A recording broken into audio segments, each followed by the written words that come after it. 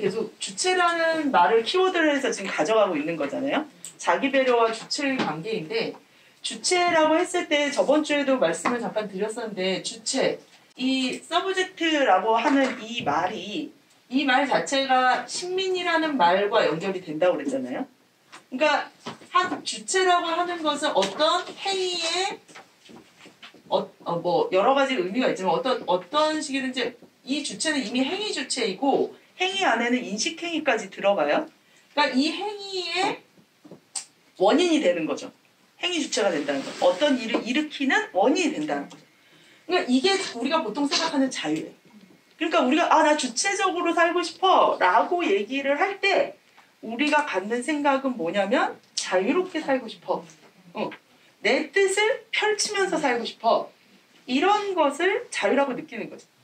그러니까 결국 우리가 이 철학을 한다는 건 우리가 쓰는 언어들이 갖고 있는 내포를 깊이 있게 들어가 보는 거예요. 우리는 이제 막 쓰잖아요.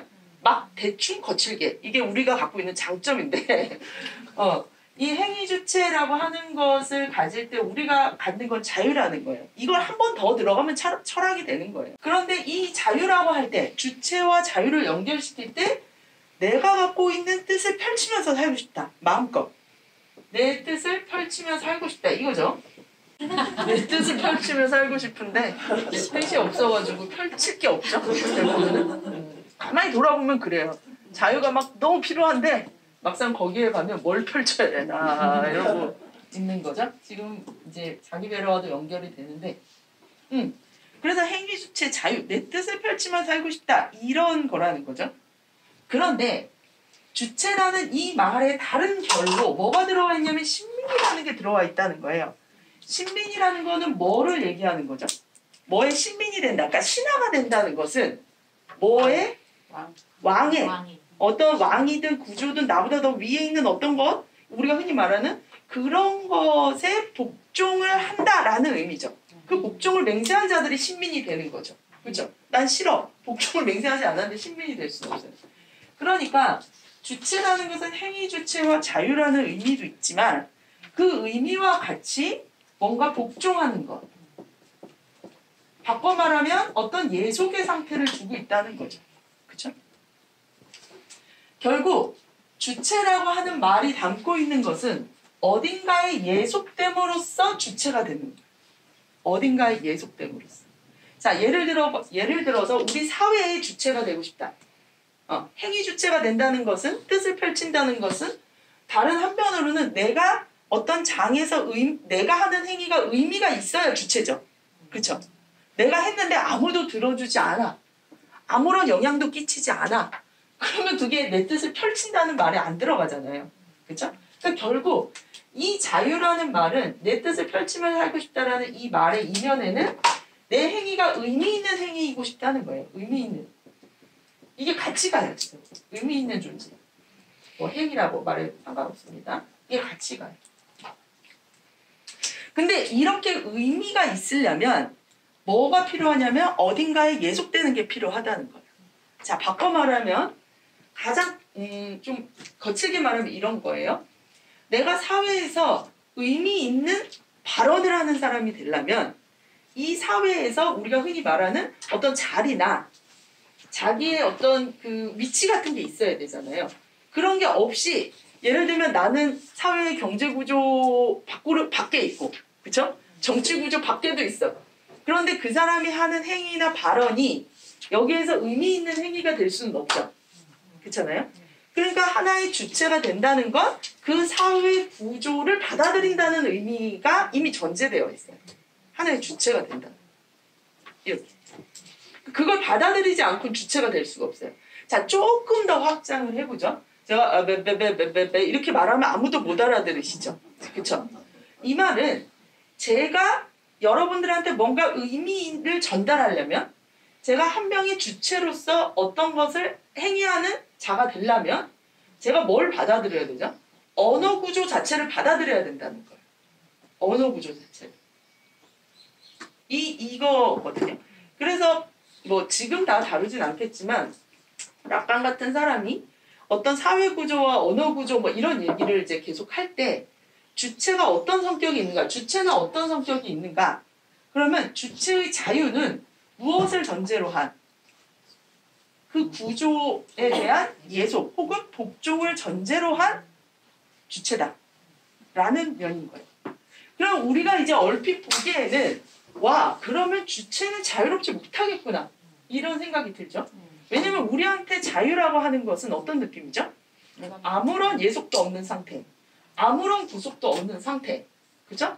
어디에 복종해야 된다. 이 말을 듣는 순간 우리한테는 자유는 불가능하다. 이렇게 생각이 들잖아요. 그렇죠? 그래서 마치 주체라는 말 자체가 그 안에 모순적인 정의를 담고 있는 듯이 느껴진다고요. 주체가 된다는 말 자체가. 이게. 그러니까 내가 주체를 자유의 입장에서 보면 이게 없어야 되고 예속의 입장에서 보면 이게 불가능한 거고. 그렇죠? 근데 이것을 근본적으로 다시 재조명을 하면 과연 자유라고 하는 것이 아무런 예속과 굴레가 없는 그런 유토피아적인 상태를 상정해야 하는가? 근본적인 질문이 여기에서 다시 일어나는 거죠. 우리한테 자유라고 하는 것은 아무런 구속과 예속도 없는 상태. 이런 상태로 자유를 떠올리게 되는데 오히려 반대로 그래서 이게 모순이 되는데 오히려 반대로 이게 말해주는 게 우리가 갖고 있는 자유의 이미지가 이 유토피아적인 자유의 이미지가 오히려 허상이 아니냐는 거예요. 그럴 수 있겠죠. 왜? 인간이라는 것 자체가 우리가 존재한다는 것 자체가 어떤 한계를 갖는 거잖아요. 그죠? 근데 몸을 갖는다는 것 자체가 밥을 꼭 먹어야 되고 근데 밥에 예속돼 있다는 생각 안 하시죠? 밥은 즐거움의 원천 아니에요. 그렇죠? 이거 무슨 차이냐는 거예요.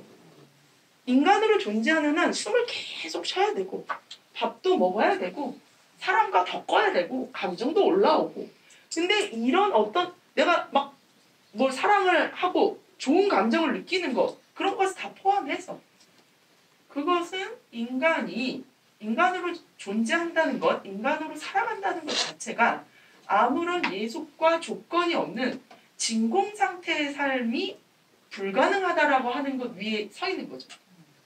그렇다면 결국에는 우리가 이 말하고 있는 자유도 아무것도 없는 아무런 구속도 없는 자유가 아니라 어떤 구속이냐의 문제일 수밖에는 없는 거겠죠. 어떤 구속이냐.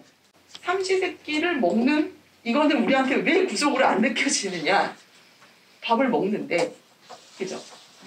푸코의 주체에 대한 문제는 근본적으로 자유에 대한 문제인데 이때 이 자유에 대한 문제라고 하는 거를 다룰 때 여러분들이 혹은 우리가 아주 그냥 이제 나이브하게 갖게 되는 아무런 구속도 없는 식의 자유 이런 유토피아적 환상에 기대는 자유가 아니라 존재적으로도 그렇고 사회적으로도 그렇고 언제나 누군가의 관계 속에서 살아갈 수밖에 없는 그래서 무언가에게 제한받을 수밖에 없는 존재성과 활동성 위에서 그 위에서 자유를 구성한다는 것은 무엇일까? 이거라는 문제인 거죠. 이해가 되시나요? 응. 그래서 주체라고 하는 문제를 여러분들이 읽으실 때 지금 혹시라도 그렇다면 이 예속을 계속 어떻게 다 끊지? 이렇게 생각하시면 안 되고 어떤 이 제한인가? 어떤 예속인가? 이런 식으로 지금 고민을 해야 된다라는 걸 일단 전제를 두고 말씀을 드리고 싶어요. 지금 두 분 다 자유를 얘기하셨는데 내가 자유가 너무 어려워. 지금 여기에 오실 때 자유롭고 싶어, 주체이고 싶어 이런 마음을 나는 아무 것에도 예속당하고 싶지 않아. 아무것도 나를 묶어 세우는 게 없었으면 좋겠어. 이렇게 생각하면 안 된다는 거죠. 어떤 식의 관계와 어떤 식의 이 묶임인가 이 부분을 치밀하게 고민해 들어요. 치밀하게. 그래서 이게 있다고 무조건 예속이다 이렇게 생각하시면 안 된다는 걸 일단 꼭 자유의 상 자체를 바꾸셔야 된다. 주체가 모순된 개념이 아니라 주체의 자유라고 하는 이 자유의 상 자체를 바꿔야 된다라는 것에서 일단 출발을 하려고 합니다. 푸코의 관심은 자유예요. 자유. 제가 봤을 땐 자유입니다. 어떻게 자유로울 수 있을까? 근데 이제 푸코에 대해서 이제 되게 갑갑하다 이런 얘기를 저도 처음 공부할 땐 그랬고 그런 느낌을 받는 게 뭐냐면 푸코는 권력 밖을 얘기하지 않거든요. 우리는 권력 밖에 나가야 자유로울 것 같잖아요. 이게 방금 말한 대로 자유와 예속을 대립되는 개념으로 보기 때문에 그런. 근데 푸코는 한 번도 권력 밖을 얘기하지 않아요. 그러니까 깜깜한 거죠. 우리는 계속 자유를 이 구조 밖으로 나가야 되는 문제로 생각하는데 푸코는 구조 밖이 아예 상정되지 않아요. 권력 밖이 상정되지 않아요. 오늘 권력 얘기를 좀 드리긴 할 텐데 하여튼 그래서 푸코의 이 자유에 대한 관심 이것이 우리가 생각하는 어떤 이 세계 밖 혹은 이 사회 밖 이런 권력관계 밖에서 실현되는 유토피아적인 자유가 아니라는 것. 지금 내가 관계 맺고 있는 곳 내가 자리하고 있는 사회 내가 생산하기도 하고 또 내가 그 놀이를 하고 있기도 하는 그 권력이라고 하는 것 위에서의 자유라고 하는 것. 이거라고 생각을 하시면 될 것 같아요. 우리가 이제 이번 두 번째 텀에서는 읽어보신 분들은 대충 아시겠지만 2월 10일 지금 강의 후반부부터 지금 들어가는 거잖아요. 그래서 2월 10일 강의 후반부랑 그 다음에 2월 7일 강의 전반부 정도까지 이전에 했었던 거를 좀 정리하는 느낌이 좀 있죠. 그래서 좀 정리를 하고 이후에 이제 스토아 철학, 이제 세네카를 중심으로 한 이 스토아주의를 설명을 하는 부분이 나옵니다. 어떤 지점을 자기가 이 지점에서 문제 삼고 싶은 건지 이런 얘기들이 나오죠. 여튼 오늘 읽을 거는 2월 10일 강의부터 들어가는데 지금 이제 여러분들이 읽는 주체 해석학은 정리된 책이 아니죠. 완전히 이제 푸코가 자기의 사유를 다 가다듬어서 쓴 책이 아닙니다. 물론 푸코 자신이 책을 쓸 때 그것을 완벽하게 하나의 통일된 전체로 하겠다라는 의미에서 책을 쓰진 않아요. 그럼에도 불구하고 자기 탐색의 과정으로서 글을 쓰음에도 불구하고 지금 이런 강의하는 좀 더 그 탐색의 지점이 훨씬 강해요. 그래서 푸코 자신도 아직 확실하게 정리가 되지 않았다거나 혹은 또 이후에는 폐기되는 개념들도 좀 나오기도 하고 그러기도 하는데 지금 주체 해석학 이후에 이제 이때부터 이제 중요하게 다루게 되는 게 여기서 나오는 그 파르헤지아라고 하는 개념이 있어요. 275쪽에 나옵니다. 이 개념들이 이제 푸코한테 되게 중요한 것으로 쓰이는데 이 주체 해석학에서는 깊이 있게 그게 다뤄지진 않아요. 계속 언급은 되는데 이 지점이 그게 무엇인가라고 하는 이 맥락이 무엇인가라고 하는 게 오늘 나오는 얘기랑 관련이 있어요. 그래서 오늘 드릴 얘기는 일단 푸코의 맥락을 조금 이해하는 수업이 될 것 같아요. 다음 주에 이 안에서 이제 스토아주의에 대한 얘기는 다음 주에 혹시 책을 가지고 오실 수 있으면 좀 가지고 오셨으면 좋겠어요. 그래서 스토아주의에 대한 얘기는 다음 주에 좀 하고 오늘은 좀 푸코의 얘기에 조금 초점을 맞춰서 들어가려고 합니다. 푸코한테 대체 왜 진실 말하기라고 하는 이 파르헤지아라고 하는 이 부분이 이렇게 중요할까? 진실 말하기라고 하는 일단 261쪽부터 들어가 보죠. 261쪽의 세 번째 줄부터 보면 이제는 훨씬 더 중요하고 보다 많은 논의를 발생시킨 문제 즉 자기 자신으로 시선을 돌리기 위해 세계의 사물에 대한 시선으로부터 벗어나기가 의미하는 바가 무엇인지에 대한 질문을 해보고자 합니다. 그러니까 지금 주요한 질문은 뭐죠? 그러니까 우리가 자기 배려를 하려면 어디로 돌아와야 돼요? 자기로 돌아와야 되죠. 근데 자기로 돌아온다라고 할 때 여기에서 타자에 대한 시선을 거두는 것과 함께 세계에 대한 시선을 거둔다. 이런 외부에 대한 시선을 거둬서 자기한테 돌아온다. 이런 느낌을 주는 거죠, 우리한테. 그죠? 우리 이미 그렇게 읽어요, 이 말에서. 세계의 사물에 대한 시선으로부터 벗어나기. 자기로의 회귀와 세계의 사물로부터 벗어나기. 뒤에 나오는 소크라테스의 의미로 받아들이죠. 우리가 소크라테스의 철학을 배울 때 이거를 막 인본주의 이런 얘기들을 되게 많이 하면서 주로 되는 얘기가 뭐냐면 소크라테스 이전에는 자연 철학자들이 있었다는 거예요. 근데 그 사람들은 자연과 세계에 대한 관심이 있었다는 거죠. 그런데 소크라테스는 이거를 누구에게로 돌려왔다는 거예요? 우리 인간, 나 그거 몰라. 자연에 대한 알미 뭐가 중요해? 인간에 대한 알무로 와야지. 이렇게 생각했다는 거예요. 그러니까 우리도 약간 이런 느낌이죠. 나한테 관심을 갖고 살아야 돼. 이런 생각하면은 무슨 생각이 들죠? 자연에 대한 암도 다 필요 없고, 그쵸? 그 뭐 사회에 대해 정치에 대해서도 다 필요 없고, 오롯이 심리학을 해야 될 것 같잖아요. 그쵸? 나를 이게 파헤쳐야 될 것 같고. 이거예요. 이거에 대한 지금 문제제거든요. 읽어보셔서 알겠지만 푸코는 이렇게 생각하는 것 자체가 기독교적인 이 사회의 바탕 위에서 만들어진 거라는 거죠. 그러니까 예를 들면 이 분할선을 자연, 세계, 사회 이런 것과 나, 개인 이런 것에 두는가? 지금 여기에서 보는 헬레니즘의 이 철학적 사유들은 분할선이 거기 거 있지 않다는 거죠. 여튼 이것만 염두에 두세요. 지금 우리가 갖고 있는 생각, 자기 배려, 나를 생각해 이렇게 얘기하면 사회고 정치고 자연이고 그게 뭐가 중요해? 일단 어디에? 나라고 하는 존재에 집중해 내 욕망을 봐야지 라고 해서 이 공적인 장과 사적인 장이 분리가 된 듯한, 그렇죠? 인간과 자연이 분리가 된 듯한, 개인과 사회가 분리가 된 듯한, 여기에서 경계선이 이렇게 거진다는 거예요. 근데 이 뒤에서 계속 푸코가 보여주고 싶었던 것은 개인과 사회 혹은 인간과 자연, 사적인 것과 공적인 것 이렇게 구분되는 게 아니라는 거죠. 이걸 가로지르면서 구분이 된다는 거예요. 인식의 구조를 어떤 인식의 양식 속에서 구분이 된다는 거죠. 먼저 결론부터 말씀을 드리면 이런 거예요. 세계냐 자연이냐 인간이냐 주체냐 개인이냐 이런 문제가 아니라 세계가 됐든 자연이 됐든 내 마음이 됐든 아니면 내 가까운 이웃이 됐든 인간이 됐든 이것을 어떻게 인식해 들어가는가, 어떻게 그것을 바라보는가, 바로 이 어떻게 문제에서 갈린다는 거죠. 이게. 그러니까 자기로의 회귀와 세계 사물로부터 벗어나기라고 하는 이 문제를 내용적인 문제 있죠? 내용적인 문제라고 할 수 있을 것 같아요.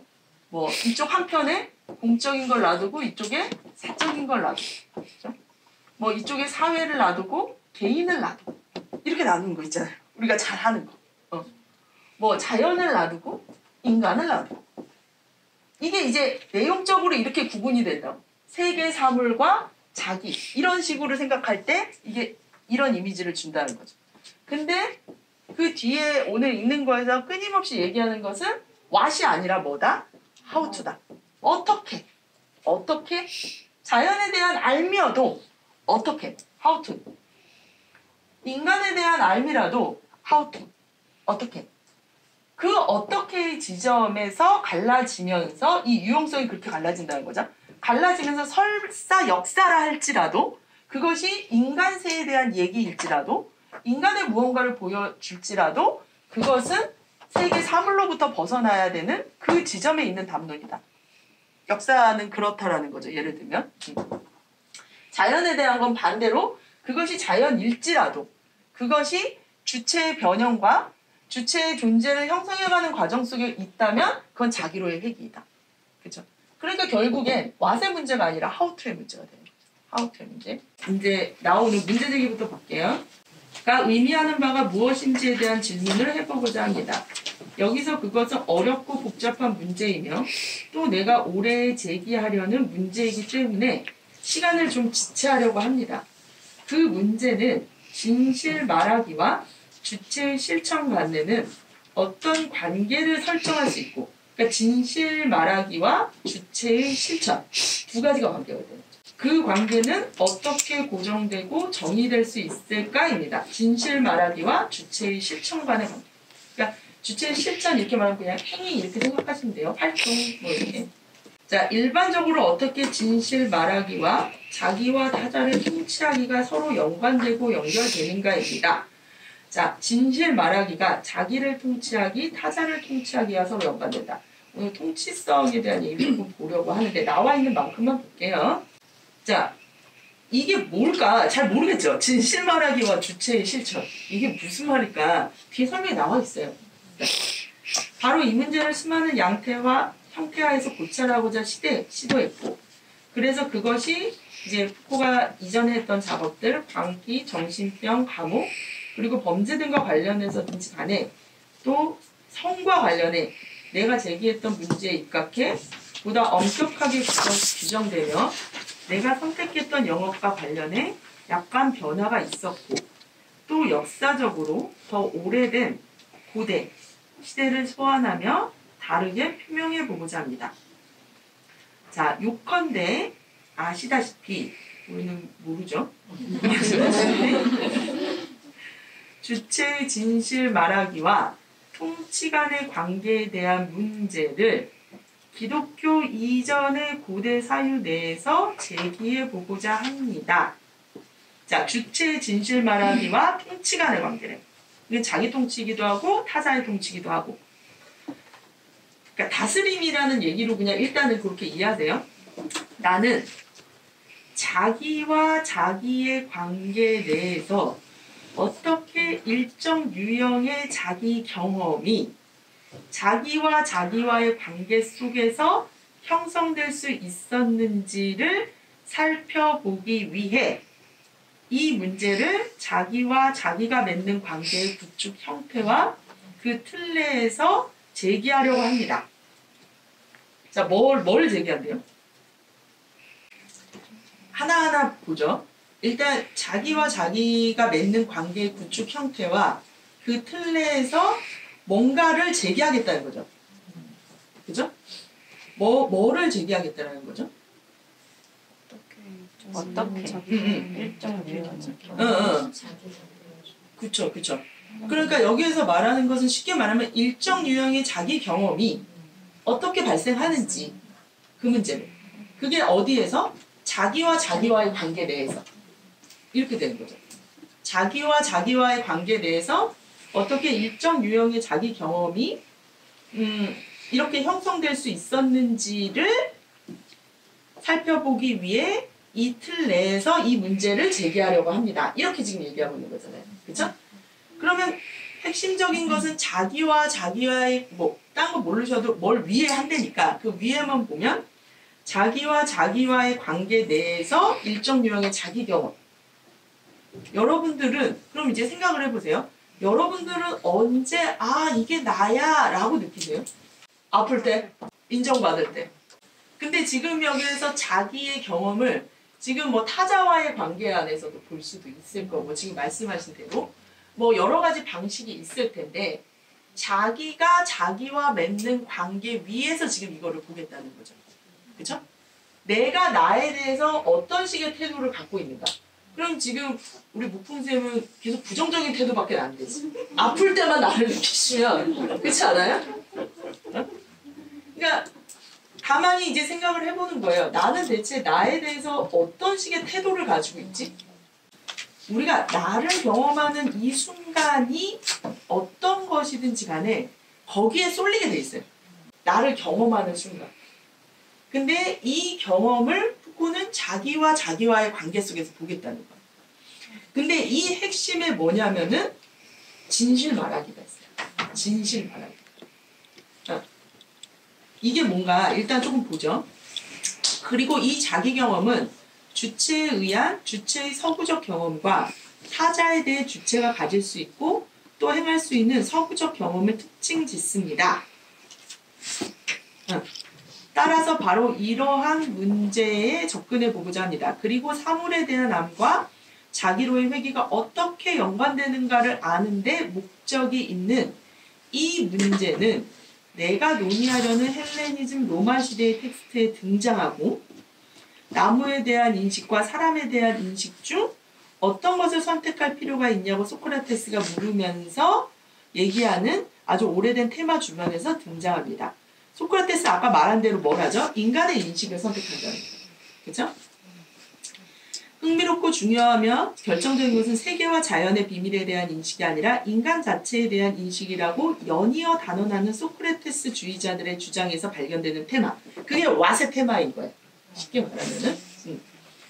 그런데 이걸 이제 다른 문제로 이걸 이제 가져가기 위해서 헬레니즘 시대를 보는 건데, 여튼 앞부분에서 얘기를 하면 이런 거예요. 진실 말하기라고 얘기를 하면서 나오는 이 자기를 경험하는 방식, 이거에 대해서 푸코가 염두에 두는 거는 고백이에요. 고백. 자기 고백. 네. 나 이런 사람이야 라고 고백하는 거 있죠. 그죠? 내 안에 있는 무언가를 고백하는.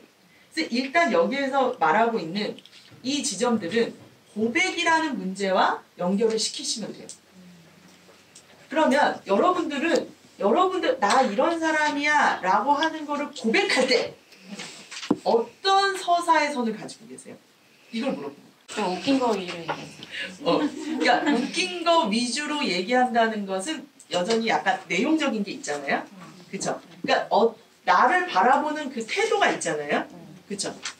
그 태도라고 하는 지점이 구성하는 서사의 방식이 있겠죠. 그쵸? 그러니까 예를 들면 내가 그냥 나라는 걸 잠깐 빼도 내가 지금 사회적으로 어떤 사건이 일어났어요. 그럼 그 사건을 바라보는 내 태도에 따라서 내가 그것을 서사화하는 방식이 다르겠죠. 그쵸? 그런 게 내 삶에 대해서도 혹은 내 행위에 대해서도 내가 갖는 어떤 태도와 내가 갖는 서사의 방식이 다르겠죠. 그러니까 나를 고백할 때 그냥 막 고백하는 게 아니라 여기서 여러분들을 고백하라고 해서 그 서사의 구조를 보면 대부분 다 비슷해요. 그게 뭐냐면 나를 자기를 경험하는 방식이 다 비슷하다는 거예요. 가족, 엄마, 어릴 때 상처 아니면은 뭐 다른 면이라도 대부분 일단 핵심적인 것은 상처. 이걸로 구성하는 케이스들이 많고 그 다음에 그것이 가족적인 경험 이런 것과 연결되는 케이스들이 많고 이것이 어떤 특정한 태도로 구성된 거라는 거예요. 여튼 지금 핵심은 자기와 자기가 맺는 관계 속에서 일어나는 자기 경험 이거를 얘기하고 있습니다. 그럴 때 이제 그 소크라테스 이후의 문제들로 넘어가서 자기 자신으로 시선을 돌리기라고 하는 문제를 이제 살펴보면 자기가 자기를 어떻게 경험하는가의 문제랑도 관련이 되겠죠. 그렇죠? 그러니까 우리는 자기 경험을 뭘로 내 마음만을 막 봐야 돼. 이런 걸 자기 경험이라고 자꾸 생각하잖아요. 그러면 이 뭐 견유주의든 아니면 에피쿠로스든 스토아든 이 1, 2세기의 사람들은 어떻게 자기 경험이라고 하는 거를 생각했는가? 이 지점이 나올 때 뒤로 넘어가 보죠. 268페이지. 그래서 앞에서 잠깐 설명했듯이 저 하우투를 나눌 때, 그죠? 지금 데메트리우스의 하우투는 이 두 가지를 분리할 때 첫 번째가 뭐였냐면 원인에 의한 암을 관계적 암과 분리시켰죠. 그죠? 그래서 정리를 해보면 요 하우투를 나눌 때 자기로 회귀하는 요 암의 방식을 관계적 암이라고 했고, 그죠? 그 다음에 내가 관심을 주면 안 되는 거, 내가 시선을 주면 안 되는 거, 내가 결별해야 되는, 눈을 돌려야 되는 지점에는 원인에 대한 알미 있다. 이렇게 얘기를 하죠. 자, 그 얘기를 한번 읽어볼게요. 자, 알다시피 데메트리우스는 외부 사물에 대한 인식을 무시하고 내 자신이 누구인지를 정확히 알도록 노력하라고 말하지 않습니다. 이건 거죠. 근데 우리는 왜 이거를 탐구하는 거예요? 왜 우리는 뭔가 자기를 배려하라고 하면 금방 떠오르는 게 나는 뭘 좋아하지? 내 마음에 있는 근본적 욕망은 뭐지? 나란 사람은 누구지? 막 이렇게 내면을 계속 탐사하면서 나라고 하는 어떤 본질을 발견해야 될 것 같은 이 느낌 있잖아요. 그쵸? 이게 이제 자기인식이라는 거예요. 이거로 자꾸 생각이 되는가. 근데 여기는 전혀 그렇지 않다는 거예요. 그는 의식점검을 수행하라고 말하지 않습니다. 그는 영혼의 이론을 제안하지도 않고 인간의 본성이 무엇인지에 대해 설명하지도 않습니다. 그래서 이런 걸 읽으면 이제 여기 이제 우리가 쭉 이제 이후에도 읽어 나가잖아요. 그러면 계속 그래서 자기가 누군데 이걸 계속 물어봐요. 그래서 나의 욕망을 어떻게 발견해야 되는데 그게 아니라 질문의 지점이 다르다는 거예요. 여러분들이 염두에 두셔야 되는 게 그거예요. 철학자들 위대한 철학은 답을 주는 철학이 아니라 우리가 하는 질문을 바꿔놓는 철학이에요. 계속 우리는 내 질문을 가지고 답을 해달라고 그러거든요. 해답을 찾아요. 근데 그게 아니라 베르그송이 그런 얘기를 했죠. 우리는 일단은 답을 찾기 이전에 잘못된 질문을 하고 있을지도 모른다고. 그래서 철학자들이 하는 가장 중요하고 이 큰 작업 중에 뭐냐면 질문 자체를 해체해버리는 거예요. 그러면 그거에 대해서 답을 찾을 필요도 없겠죠. 그래서 다른 질문을 하면은 그러면 자연스럽게 그 전에 갖고 있던 문제가 해결이 되겠죠. 그래서 답을 찾아서 문제를 해결하는 것이 아니라 어떻게 보면 이 질문에서 다른 질문으로 이행해 가는 거. 이렇게.